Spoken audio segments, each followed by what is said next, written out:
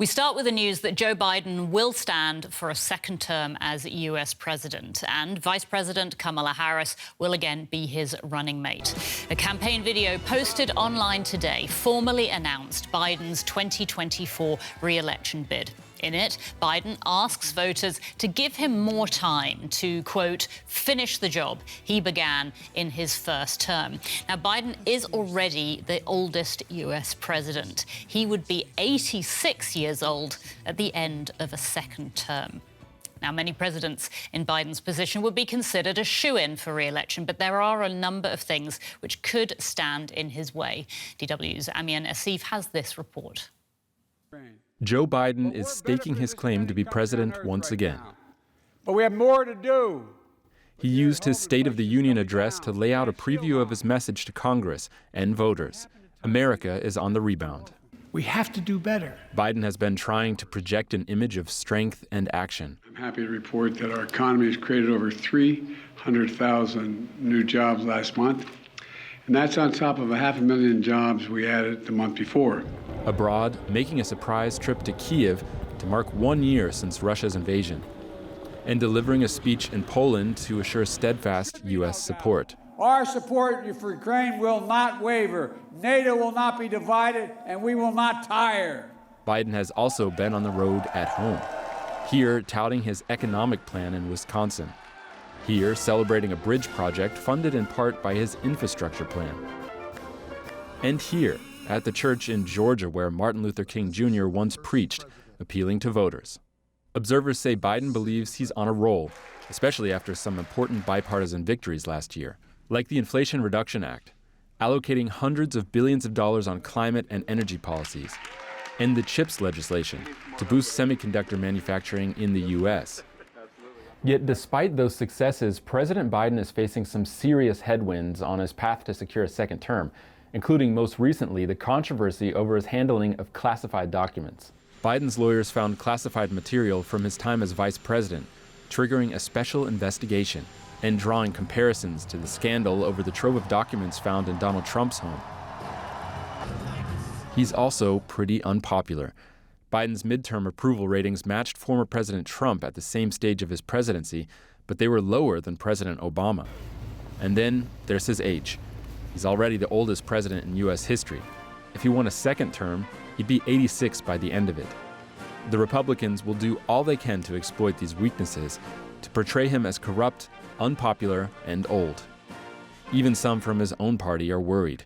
This ad, featuring Democrats from New Hampshire, called on Joe Biden to make way for a candidate with better chances for 2024. We can't afford to lose. Don't run, Joe. Don't run, Joe. Don't run, Joe. Don't run, Joe. But Biden and his team say he's already proven his detractors wrong, and that he and the Democrats are a picture of unity and progress compared with the deeply divided Republican Party.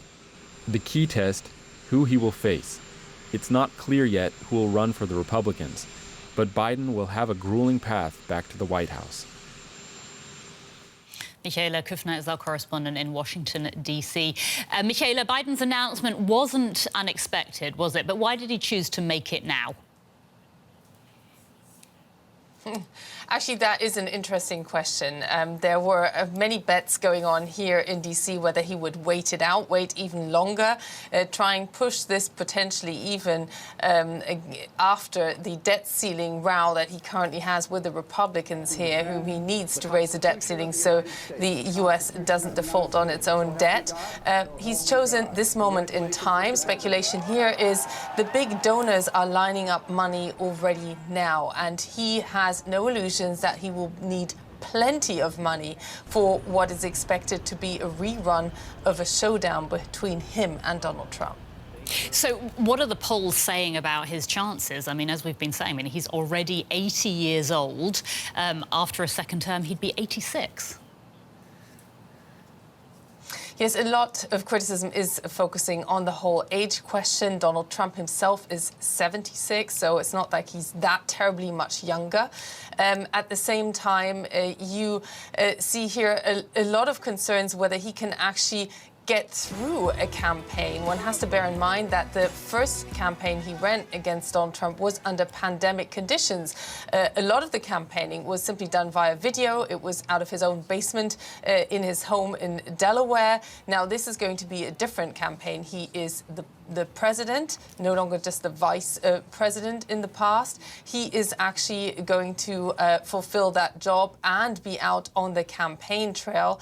That's what a lot of concern focuses on. At the same time, now that he's gone ahead and declared, you can expect those critics to completely be silenced. There are no illusions in the Democratic camp that it will take one line, full backing of Joe Biden at this moment in time to once again potentially beat Donald Trump, who is leading the field on the Republican side, but by no means nominated already. I did just want to ask you, because there are two other candidates running for the Democratic nomination, but they really don't stand a chance against Biden, do they?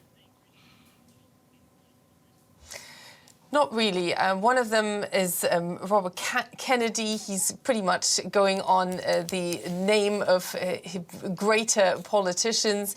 The other one is virtually unheard of, certainly internationally. They are not expected to really have much of a chance. The real contenders like Gavin Newsom, the governor of California, who was expected to potentially run, well, he already said if Joe Biden is running, he won't even entertain that very idea. And that's expected pretty much across the board. So we don't really expect any serious movement there. It will be more interesting on the Republican side, where you have serious contenders there. So this is by no means already a made duel again, although the wide expectation is that we are likely to see a rerun, and some are already talking of the most boring primary season in history, but at the same time pointing to the fact that this could again be the most important one, because as Joe Biden is framing this, he's framing this as a fight for freedom. Interesting, Donald Trump is pretty much doing the same.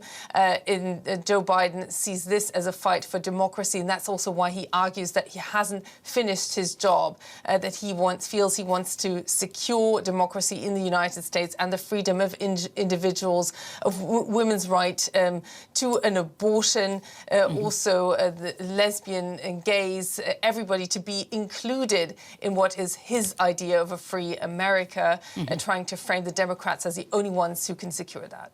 DW's Michaela Kufner in Washington, D.C. Thank you so much.